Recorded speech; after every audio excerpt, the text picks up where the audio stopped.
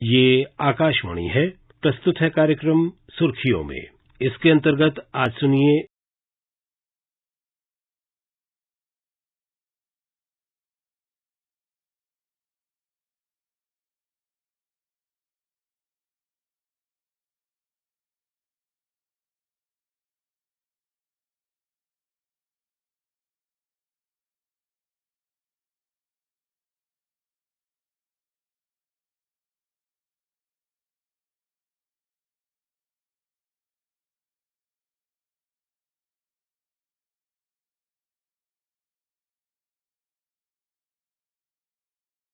सबसे बड़ा टीकाकरण कार्यक्रम चल रहा है। भारत विश्व में सबसे ज्यादा वैक्सीन का निर्माण करने वाला देश है और विश्व में प्रयोग होने वाली 70% वैक्सीन भारत में ही बनती हैं।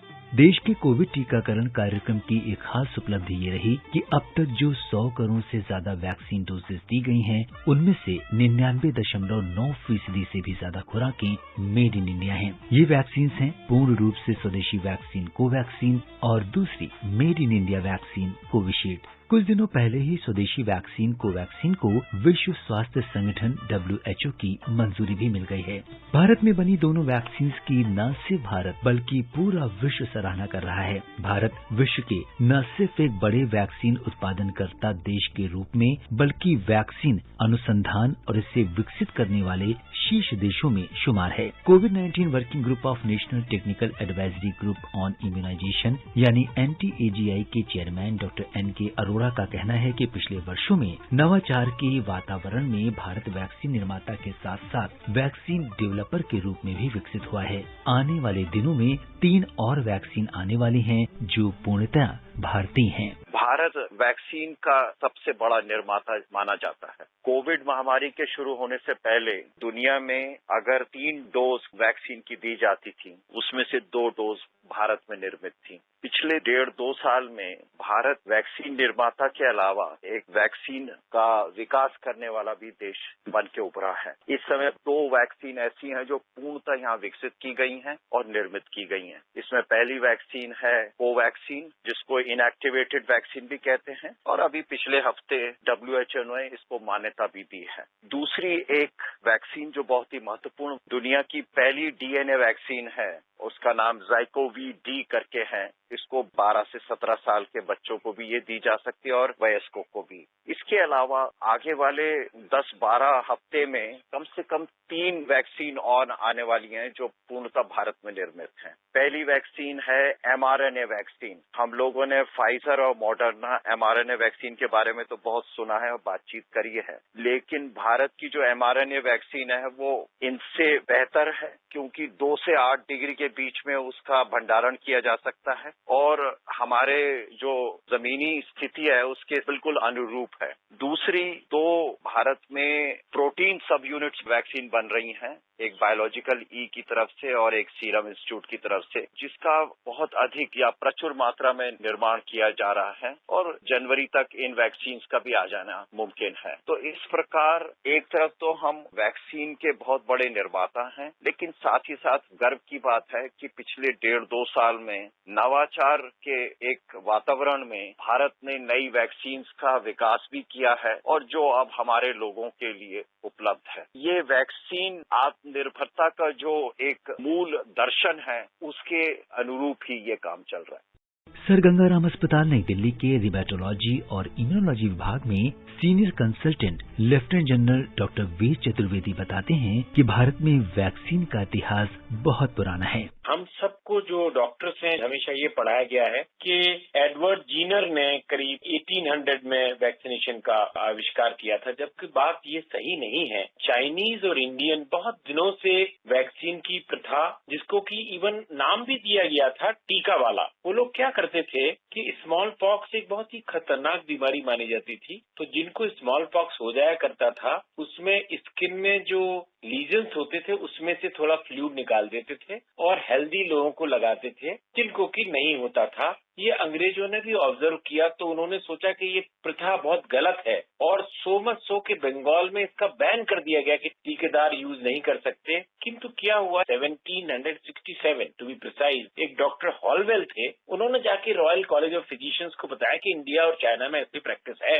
तो इसको करते करते उन्होंने पूरी उसको अपने यहाँ को लोग करने लगे और एडवर्ड जीनर ने इसको पब्लिश किया। यदि स्मॉल पॉक्स के वैक्सीनेशन से फ्लूइड निकाला जाए जो स्किन लीजन से, तो वो स्मॉल पॉक्स को बचाता है, इसलिए एडवर्ड जीनर का नाम हुआ। तो उसी को ले लिया जाए तो ये समझ लीजिए कि जो स्किन के लीजन्स हैं उसमें वायरस रहता है और अभी क्या हुआ है कि हम लोग उसको सेफ्टी करते हैं कि उस वायरस को हम इनएक्टिवेट कर देते हैं। जैसे कि आप पूछा जाए तो पहली जो स्मॉल पॉक्स वैक्सीनेशन बनाई गई इस कंट्री में वो 1897 में इंडिया में बनाया गया। तो हमारा इतिहास बहुत पुराना है वैक्सीन प्रोडक्शन का। हाल ही में पद्मश्री से सम्मानित doctor CG Pandit national chair Indian council of medical research के डॉक्टर रमन आर गंगाखेड़कर ने बताया कि किस तरह से भारत ने स्वदेशी वैक्सीन विकसित किया। सबसे पहले हमने उन्हें पद्मश्री से सम्मानित किए जाने पर बधाई दी।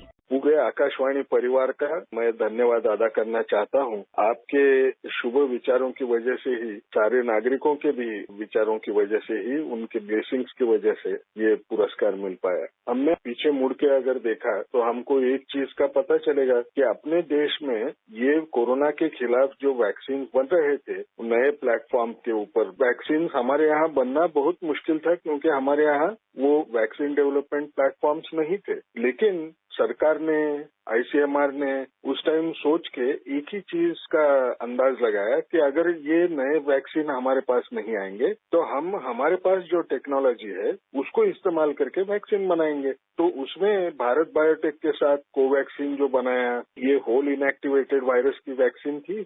उसके बाद में एक नया प्लेटफॉर्म कोविशील्ड का जो था जिसमें एडिनो वायरस वेक्टर के ऊपर वो बनाया जाता था, उनको न्योता दे के सीरम इंस्टीट्यूट ने उनके साथ टेक्निकल कोलैबोरेशन किया और उसको भी विकसित किया। यहाँ ये दोनों के दोनों वैक्सीन सक्सेसफुल होने के बाद में आज हम उनको इस्तेमाल कर रहे हैं। ये बहुत गर्व की बात है कि हम बहुत आगे बढ़ चुके और शायद कुछ ही दिनों में हमारे वैक्सीन विदेश के लोग भी इस्तेमाल करेंगे। डॉक्टर रमन ने बताया कि भारत वसुधैव कुटुंबकम के सिद्धांत पर काम करता है और हम न सिर्फ भारत के लिए ही वैक्सीन को बना रहे हैं बल्कि पूरी दुनिया को वैक्सीन मुहैया भी करा रहे हैं।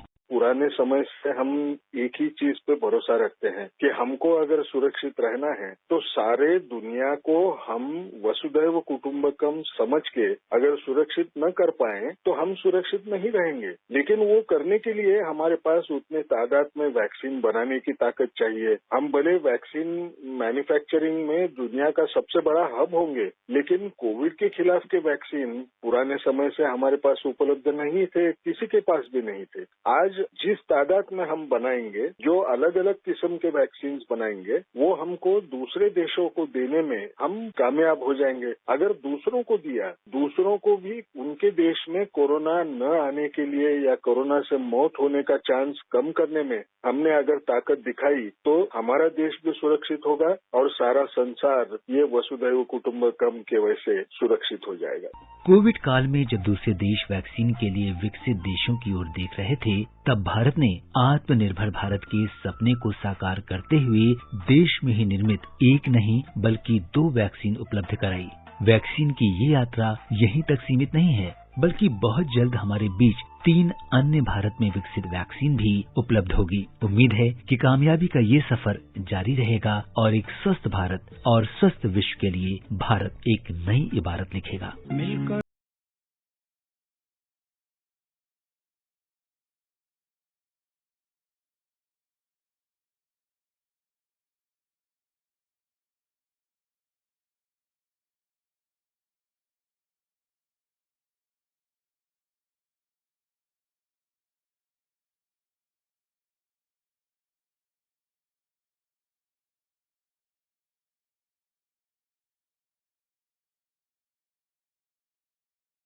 रहे थे विशेष कार्यक्रम स्वदेशी वैक्सीन्स का कमाल। ये कार्यक्रम आकाशवाणी के समाचार सेवा प्रभाग द्वारा प्रस्तुत किया गया। इसे आप हमारे mobile app news on AIR और YouTube channel news on AIR official पर भी सुन सकते हैं। इस कार्यक्रम के संबंध में अपनी प्रतिक्रिया आप हमें ईमेल कर सकते हैं। पता है airnsdtalks@gmail.com।